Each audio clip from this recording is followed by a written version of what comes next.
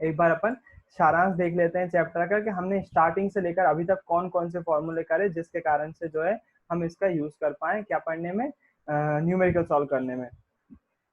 तो सबसे पहला फॉर्मूला अपन ने पढ़ा था विद्युत धारा का, I equals to Q upon T.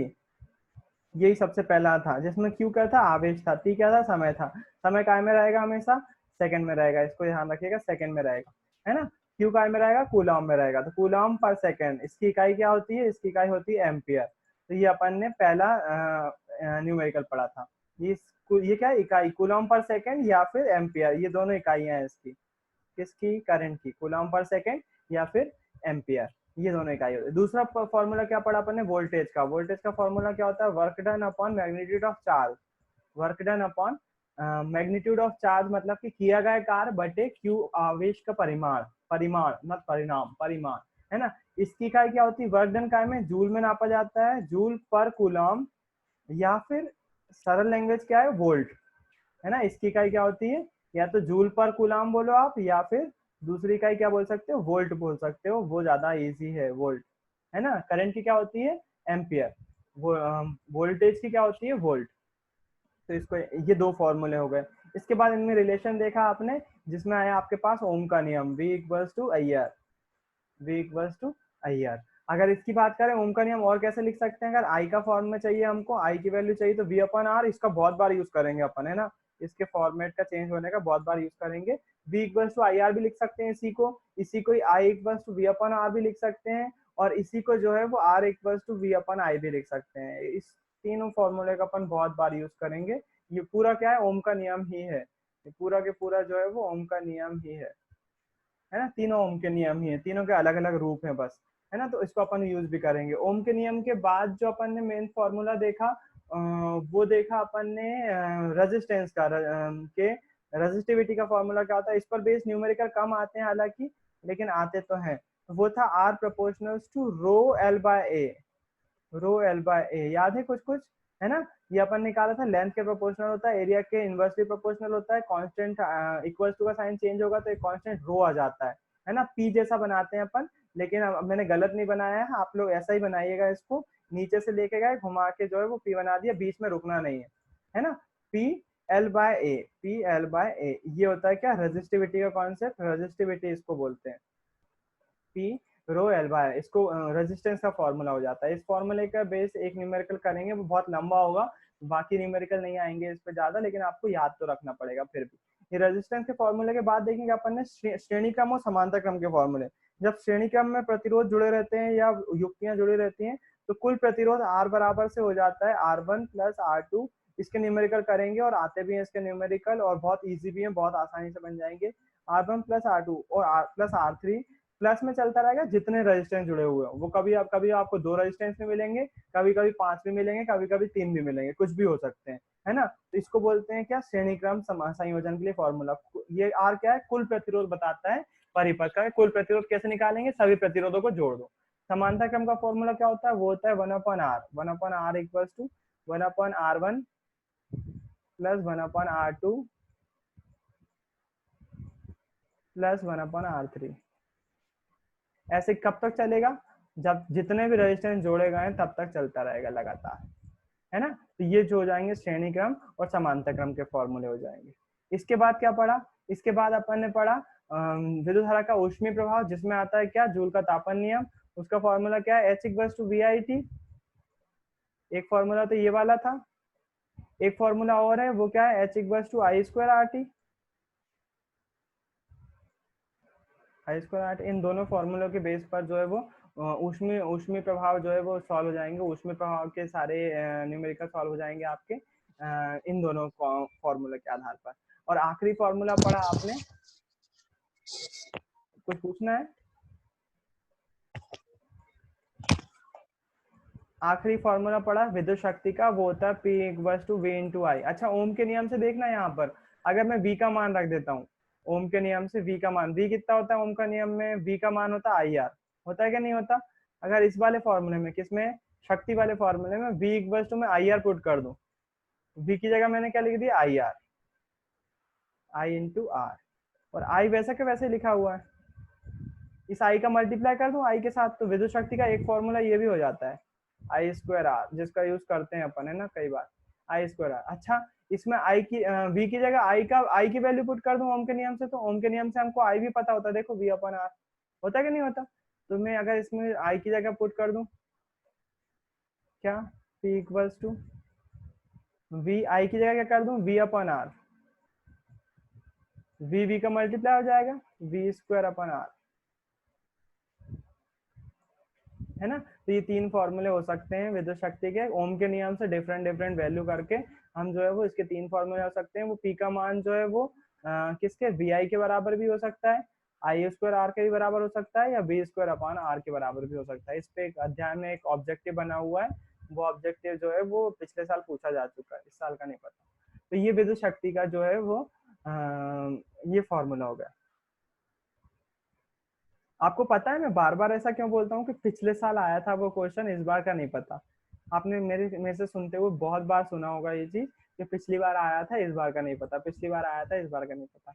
पिछली बार मैं जब भी ऐसा बोलता हूँ तो जब मैं आपका पिछली बार का जब पेपर पढ़ चुका होता हूँ, केवल पढ़ने से मेरे को याद नहीं हो जाता, क्योंकि एग्जाम देने के बाद तो पेपर दिखाने आते हैं बच्चे, खैर वो तो रहता ही है। लेकिन इस बार थोड़ा सा गड़बड़ मामला हो गया था, इस बार साइंस का पेपर हो गया था आउट, है ना, एक दिन पहले ही जो है वो पेपर हाथ में आ गया था। हालांकि होता ऐसा है कि कई बार ऐसा होता है पेपर आने के पहले जो है वो हाथ में पेपर आ जाता है बच्चों के, और कई बार ऐसा होता है, हर साल ही होता है लगभग ऐसा। और मैं हमेशा बच्चों को बोलता हूँ कि बिलीव मत करो, ये पेपर हो भी सकता है और नहीं भी हो सकता, आपको बिल्कुल भी ध्यान नहीं देना है ना। नॉर्मली ऐसा हो जाता है, कई बार ऐसा होता है कि पेपर जो है वो आउट हो गया, गलत पेपर आउट कर देते हैं लोग बाग, और बच्चे जब पेपर में देने आते हैं तो घबरा जाते हैं। इसलिए मैं बच्चों को मना कर देता हूँ पेपर पे बिल्कुल बिलीव मत करो। लेकिन इस बार क्या हुआ, इस बार जो पेपर आया था वो एज इट इज छपा छपाया पेपर जो है वो अगले दिन पेपर में आ गया। और जब बच्चों ने इस साल मेहनत करी थी तो मुझे बहुत बुरा लगा था, और मैंने फिर पेपर जो है वो बच्चे जब पेपर देके आए थे तो मैंने उस पेपर का एनालिसिस ही नहीं करा, क्योंकि मेरा मूड बिल्कुल खराब था। बच्चों ने मेहनत करी थी साल भर, बच्चे सुबह 6 बजे, मतलब 6 बजे तो नहीं लेकिन फिर भी लगातार 7 बजे, उतनी ठंड में भी, और गर्मी बरसात सब जगह जो है वो सुबह 7 बजे से आते थे, और आधा पौन घंटा जो पढ़ते थे वो मेहनत करी थी उन्होंने। उसके बाद अगर पेपर आउट हो जाता है तो फिर गुस्सा तो आती है ना। मुझे गुस्सा आ रही थी, तो उन बच्चों को कितनी गुस्सा आ रही होगी जिनका पेपर आउट हो गया था। इसलिए मैं इस बार का पेपर ज्यादा ध्यान से देख नहीं पाया हूँ। इसलिए मैं बोलता हूँ कि पिछले साल, मतलब इस बार के पहले वाले साल में जो है वो ये चीज आ चुकी है, इस बार का मुझे नहीं पता। तो वो आपको मेरे ख्याल से समझ में आ गई होगी क्यों बोलता हूँ। अब आ जाते हैं अपन न्यूमेरिकल, बस इतने ही फॉर्मूले चाहिए अपन को, 1 2 3 4 5 6 7, 7 फॉर्मूले हैं। अब एक फॉर्मूले के 3 रूप है, तो उसको एक ही फॉर्मूला कैलकुलेट करेंगे अपन। इन 7 फॉर्मूले पे सारे के सारे न्यूमेरिकल जो है वो सॉल्व हो जाने वाले हैं, है ना। चलो अपन अब जाते हैं बुक पर, और बुक में देखते हैं कि कौन कौन से न्यूमेरिकल जो है वो हमको सॉल्व करना है। तो अपन सबसे पहले स्टार्टिंग से स्टार्ट करते हैं, जहाँ से अपन ने करंट का मान ज्ञात किया था, करंट की वैल्यू फाइंड करी थी, उससे ज्ञात करते हैं। पहला न्यूमेरिकल जो है वो उसी पर बेस्ड है, तो वो ये I equal to Q upon T से सॉल्व हो जाएगा वो क्वेश्चन। देखना अब यहाँ पर जो है वो मैं आंसर छुपा लेता हूँ इसका आपका, और ये क्वेश्चन उदाहरण का ले रहे हैं अपन। उदाहरण के क्वेश्चन में को इसको मैं यहाँ से कॉपी कर लेता हूँ, और कहाँ ले जाता हूँ मैं इसको, यहाँ से ले जाता हूँ अपने स्क्रीन पर, है ना। सॉल्व करने का तरीका जो है वो तो अभी सीखने की जरूरत नहीं है, अभी केवल अपन को आंसर निकालना आना चाहिए। ये आपके सामने क्वेश्चन है, किसी विद्युत बल्ब के तंतु में, तंतु याद है कुछ कुछ, तंतु, तंतु किसको बोलते हैं, तंतु, तंतु, तंतु हम बोलते हैं फिलामेंट को। हाँ, बल्ब में जो फिलामेंट होता है, जो तार होता है, उसको तंतु बोलते हैं। क्या बोल रहे हैं, किसी विद्युत बल्ब के तंतु में 0.5 एम्पियर की विद्युत धारा 10 मिनट तक प्रवाहित हो रही है। विद्युत परिपथ से प्रवाहित होने वाले आवेश का परिमाण ज्ञात करो। क्या ज्ञात करने को बोला है हमसे, हमसे बोला है आवेश ज्ञात करने को बोला है। दिया क्या क्या हुआ है हमको, एम्पियर विद्युत धारा दी हुई है और समय दिया हुआ है। परिमाण ज्ञात करना है किसका, आवेश का परिमाण ज्ञात करना है। ये देखो आवेश का परिमाण ज्ञात करना मतलब क्यू का वैल्यू फाइंड करना है। कुछ नहीं करेंगे हम, सबसे पहले तो लिख लेंगे दिया क्या है, तो दिया क्या है, विद्युत धारा का मान लिखेंगे आई इक्वल्स टू, वैसे यहाँ पर लिखेंगे दिया है गिवन दैट, है ना। विद्युत धारा आई इक्वल्स टू दिया हुआ है 0.5 एम्पियर, 0.5 एम्पियर। फिर उसके बाद समय दिया हुआ है तो लिखेंगे टाइम, टाइम बराबर से 10 मिनट। 10 मिनट को काय में कन्वर्ट करना पड़ेगा हमको, 10 मिनट को कन्वर्ट करना पड़ेगा सेकंड में, क्योंकि टाइम काय में आता है, सेकंड में आता है। अच्छा, 1 मिनट में 60 सेकंड, 10 मिनट में कितने सेकंड, 600। बहुत अच्छे। 600 सेकेंड। 10 मिनट में कितने सेकंड? 600 सेकंड। हमसे क्या ज्ञात करने बोला है? आवेश का परिमाण ज्ञात करना है, मतलब कूलॉम की वैल्यू फाइंड करना है। कूलॉम बोले तो चार्ज, विद्युत धारा, विद्युत आवेश का मान ज्ञात करना है। हमारे पास न्यूमेरिकल क्या फॉर्मूला क्या है? आई इक्वल्स टू क्या होता है? आई इक्वल्स टू होता है क्यू अपॉन टी। होता है कि नहीं? हमको आई दिया हुआ है, टी दिया हुआ है, क्यू ज्ञात करना है। कर सकते कि नहीं? इजी है वो तो। हमने फॉर्मूला अभी भी यही रखा, हमने फॉर्मूला ये रखा। और जो है ओ मैंने इसको नीचे सॉल्व कर दिया।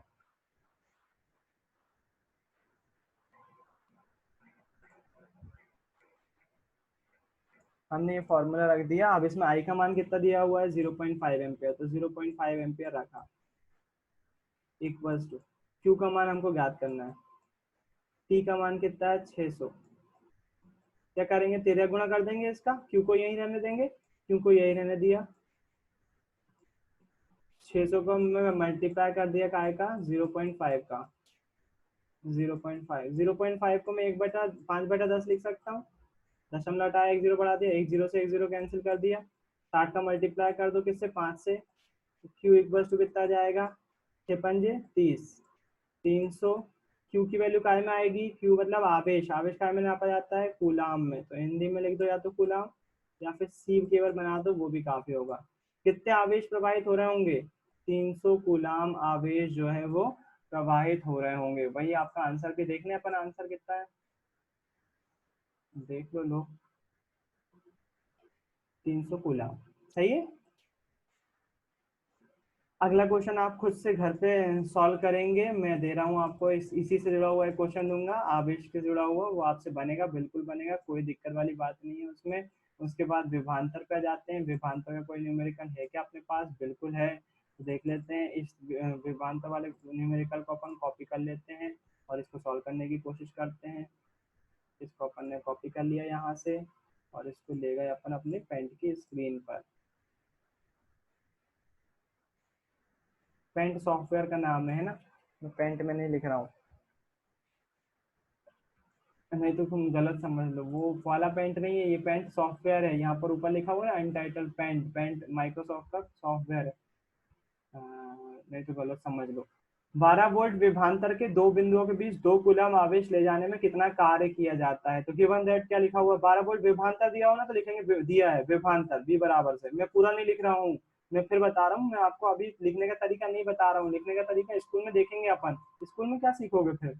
स्कूल के लिए कुछ तो रहने दो। अभी अपन केवल न्यूमेरिकल सॉल्व करना सीख रहे हैं। लिखने का तरीका तो आपको कॉपी में भी मिल जाएगा, उसकी कोई दिक्कत ही नहीं है। बी इक्वल टू कितना दिया हुआ है? 12 वोल्ट दिया हुआ है। आवेश कितना दिया हुआ है? आवेश का परिमाण कितना दिया हुआ है? 2 कूलम आवेश दिया हुआ है। क्या ज्ञात करने को बोला है? किया गया कार्य ज्ञात करने को बोला है। डब्ल्यू काय में ज्ञात किया जाता है? जूल में ज्ञात किया जाता है। फॉर्मूला क्या होता है आपके पास? फॉर्मूला होता है V equals to W upon Q. बताया था ना अभी formula, V equals to W upon Q. V का मान कितना है? 12। डब्ल्यू कितना है ज्ञात करना है। क्यू कितना दिया हुआ है? 2। डब्ल्यू कितना आ जाएगा? बोलो बोलो बोलो बोलो, अरे बोलो। 12 दूनी 24 जूल। तेरे गुणा ही तो करना था, क्या करना था? डब्ल्यू कितना आ गया? 24 जूल आ गया, है ना। कार्य कितना किया जाएगा? 24 जूल कार्य किया जाएगा। आंसर देख लें अपना सही है कि नहीं। ओ भाई कहाँ चला गया?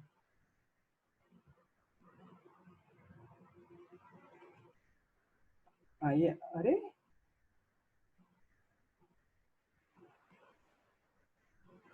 ये 24 जूल सही है, आ गया।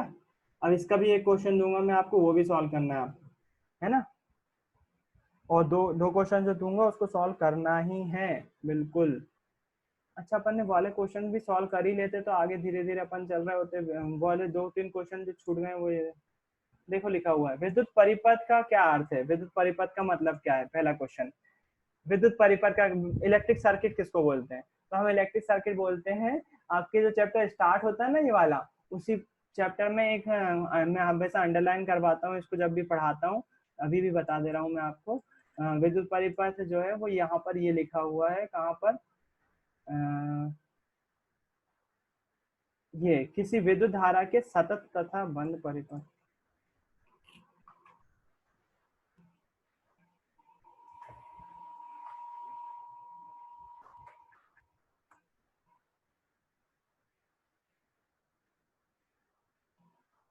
Hello hello hello. हाँ, मैं आपको बता रहा था, मैं हमेशा जब भी बुक पढ़ाता हूँ तो स्टार्टिंग में जो है वो एक लाइन पे हमेशा क्लिक करवाता हूँ, पहली लाइन ही रहती है ये। यहाँ पर जो विद्युत परिपथ की डेफिनेशन लिखी हुई है, किसी विद्युत धारा के सतत एवं बंद परिपथ को विद्युत परिपथ कहते हैं।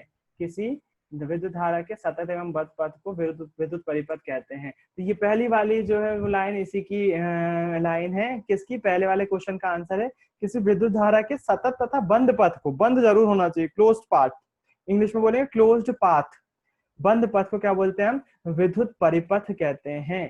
तो सिंपल सा है, पहला क्वेश्चन का आंसर तो यही हो जाएगा, किसी विद्युत धारा के। हाँ लक्ष्मी, आवाज नहीं खुल रही क्या? अनम्यूट तो है आपकी आवाज, आपकी आवाज नहीं आ रही।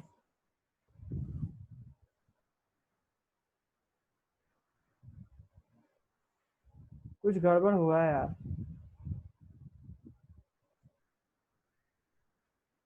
तो कर लो ना। विद्युत परिपथ का अर्थ क्या है? विद्युत परिपथ का अर्थ है क्या है? विद्युत धारा के सतत और बंद पथ को हम क्या बोलते हैं? विद्युत परिपथ कहते हैं। यहाँ पर आपकी पहली डेफिनेशन यहाँ पर लिखी हुई है, किसी विद्युत धारा के सतत तथा बंद पथ को विद्युत परिपथ कहते हैं। ये पहला वाला आपका आंसर हो गया। फिर उसके बाद एक धारा के मात्रा की परिभाषा लिखिए। एक धारा के मात्रा की परिभाषा लिखिए। तो धारा का मात्रा क्या होता है? एम्पियर होता है। उसकी मात्रा की परिभाषा लिखना है। 1 एम्पियर की परिभाषा पूछी हुई है आपसे, है ना? तो आवेश प्रवाह की दर को हम विद्युत धारा कहते हैं, उसके मात्रा की परिभाषा यहाँ पर ऊपर लिखी हुई है। एम्पियर को परिभाषित करना है, यदि एम्पियर किसको बोलते हैं, यहाँ पर लिखा हुआ है ना। विद्युत आवेश का ऐसा ही मात्रा कूलाम है, जो एक लगभग 6.6 इंटू 10⁻18 कूलाम के तुल्य होता है। विद्युत धारा का एक मात्रक जिसे एम्पियर कहते हैं में इसमें व्यक्त किया जाता है। इसका नाम, हाँ, एम्पियर का नाम जो है वो इस पर क्लियर होगा। इससे ये बंद क्यों नहीं हो रहा है? यहाँ पर मैं आपसे ये बोलना चाहता हूँ, यहाँ से शुरू होगा आंसर। कहाँ से? विद्युत धारा के 1 एम्पियर मतलब जिसे एम्पियर में व्यक्त किया जाता है, इसका नाम आंद्रे मेरी एम्पियर के नाम पर फ्रांसीसी वैज्ञानिक पर नाम किया गया था। 1 एम्पियर विद्युत धारा की रचना प्रति सेकेंड कूलाम आवेश के प्रवाह से होती है, अर्थात 1 कूलाम बराबर से 1 कूलाम पर सेकेंड, है ना। अल्प परिमाण की विद्युत धारा को मिली एम्पियर में दर्शाते हैं। तो 1 एम्पियर किसको बोलेंगे हम? एम्पियर की परिभाषा पूछी हुई है। एम्पियर की परिभाषा सीधी सी भाषा में क्या बोल दोगे आप? आवेश प्रवाह जब 1 सेकेंड में 1 कूलम आवेश किसी चालक तार से बह रहे होंगे, तब वहां हम बोलते हैं कि 1 एम्पियर। कहाँ से आई परिभाषा? फॉर्मूले से I, I equal to Q upon T. 1 coulomb आवेश 1 सेकेंड में बह रहे हो, या फिर 1 सेकेंड में बहने वाले आवेशों की संख्या कितनी हो? 1 कूलम है, वहां पर हम बोलते हैं कि 1 एम्पियर विद्युत धारा प्रवाहित हो रही होगी, है ना। कई बार करा है अपन ने 1 एम्पियर 1 जूल की परिभाषा, अब तक तो याद हो गई होगी कैसे करते हैं, कैसे करते हैं। फिर उसके बाद 1 कूलम आवेश की रचना करने वाले इलेक्ट्रॉनों की संख्या परिकलित कीजिए। 1 कूलम में कितने आवेश, कितने इलेक्ट्रॉन होते हैं? तो यहाँ पर लिखा हुआ है, एक एक कूलम पर कितने इलेक्ट्रॉन के तुल्य आवेश होता है? वो 6 × 10⁻18 इलेक्ट्रॉन के आवेश के तुल्य होता है। तो ये जो है वो इतना ही आंसर आएगा। 6 × 10⁻18 इलेक्ट्रॉनों में जितना आवेश होता है, उतना ही 1 कूलम पर आवेश होता है ना। तो वो चीज अपन को ज्यादा उसमें गौर करने वाली है ही नहीं। इसके बाद बात करें, यदि उस युक्ति का नाम बताइए जो किसी चालक तार के सिरों पर विभवांतर बनाए रखने में सहायता करती है। ऐसी कौन सी युक्ति है जो किसी चालक तार के सिरों पर विभवांतर बनाती है? तो सिंपल सी भाषा में लिख सकते हो आप इसका आंसर। बैटरी एक ऐसी युक्ति है जो कि क्या बनाती है? उस चालक के सिरों के मध्य जो है वो विभवांतर को बनाए रखती है, उसको बनाए रखने का काम करती है। उसको हम क्या बोलते हैं? बैटरी बोलते हैं। सिंपल सी बात, बैटरी ही क्या करती है? वोल्टेज देती रहती है, और जब एक टाइम आता है वोल्टेज क्या हो जाता है? कम हो जाता है, तो फिर हम बोल देते हैं कि बैटरी जो है वो डाउन हो चुकी है और उसको चार्ज करना पड़ेगा। हर बैटरी चार्ज नहीं होती है। यह कहने का तात्पर्य क्या है कि एक वोल्ट की परिभाषा देखो, इस तरह से ही पूछ सकता है कोई, है ना। यह कहने का क्या तात्पर्य है कि दो बिंदुओं के बीच विभवांतर 1 वोल्ट है। तो 1 वोल्ट की परिभाषा क्या हो जाएगी? फिर से वही बात, किया गया कार्य क्या होता है? V बराबर से क्या होता है? W/Q। यदि 1 कूलम आवेश को किसी बिंदु तक लाने में किया जाएगा कार्य यदि 1 जूल होगा, तो हम बोलते हैं वहां पर कितना वोल्ट होगा? 1 वोल्ट होगा। कहाँ से बनाई मैंने डेफिनेशन? मैंने फॉर्मूले से बनाई डेफिनेशन, है ना। फॉर्मूले से कैसे बनाई? फॉर्मूले से ऐसे बनाई कि यदि हम बी की बात करें, बी इक्वल्स टू होता है W/Q। आपसे बोल दिया कि 1 वोल्ट की डेफिनेशन सुनाओ, 1 वोल्ट की, तो W भी कितना हो जाएगा? 1 जूल हो जाएगा। और कूलम, ये क्यू भी कितना हो जाएगा? 1 कूलम हो जाएगा। क्या बोल रहे हैं अपन? एक कूलाम आवेश को कहीं से किसी बिंदु से लाने में किया गया कार्य 1 जूल हो, तब वहां पर विभव कितना होगा, 1 वोल्ट होगा। सिंपल फॉर्म अपन कहाँ से 1 वोल्ट 1 एम्पियर वगैरह कहाँ से बना लेते हैं, उसके फॉर्मूले से बना लेते हैं। जैसे एम्पियर का भी अभी अपन ने बनाया था, एम्पियर का जो फॉर्मूला बनाया था, डेफिनेशन बनाई थी, वो I equals to Q upon T, इससे बनाई थी, क्यू अपॉन टी।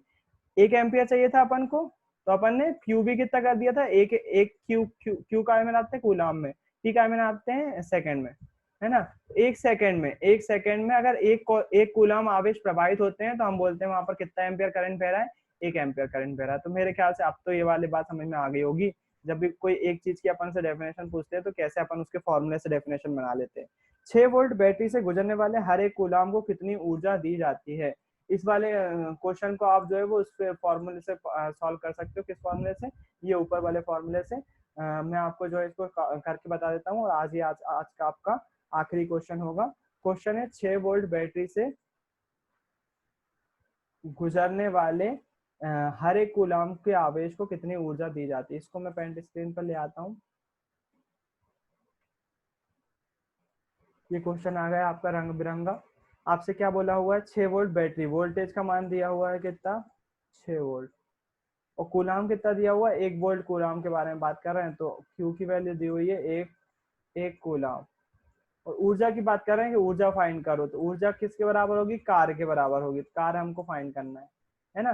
कैसे, फॉर्मूला क्या है आपके पास, V equals to W upon Q, V equals to W upon Q. Voltage वाला तो आज मैंने ही आपको सॉल्व कर दिया क्वेश्चन। V की वैल्यू कितनी है, 6 वोल्ट, 6, W की वैल्यू फाइंड करनी है, Q की वैल्यू कितनी हो जाएगी, 1। मतलब क्या हो जाएगा, ये W की वैल्यू कितनी आ जाएगी, W बोले तो वर्क काय में आएगा, 6 आएगा, और कितनी आएगी, जूल आएगी, है ना। जूल को हिंदी में भी लिख सकते हो आप चाहो तो, 6 जूल। मतलब आपको कितना काम करना पड़ेगा, 6 जूल काम करना पड़ेगा 6 वोल्ट के बैटरी को। 6 वोल्ट की बैटरी को गुजरने वाले हर एक कूलाम आवेश को कितनी ऊर्जा दी जाती है, 6 जूल ऊर्जा दी जाती है।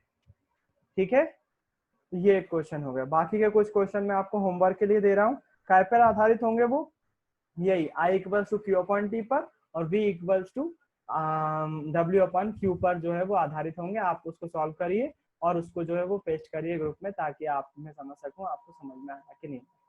ठीक है, आज की क्लास अपन यहीं खत्म करते हैं, कल इसी को कंटिन्यू करेंगे, और कल सुबह लगाएं क्या, अभी के लिए मैं यहीं खत्म